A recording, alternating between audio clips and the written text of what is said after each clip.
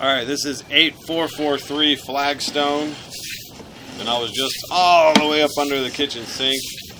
This whole line was just full of debris, so I got it all nice and cleared out. Looks like a 2-inch line. And then I've got the bathroom running on one side of the house, so we should come to a 2x3 combo. So that 2-inch line runs pretty far. And then here's where it changes to 3-inch. You can see the water flowing coming from that side of the house.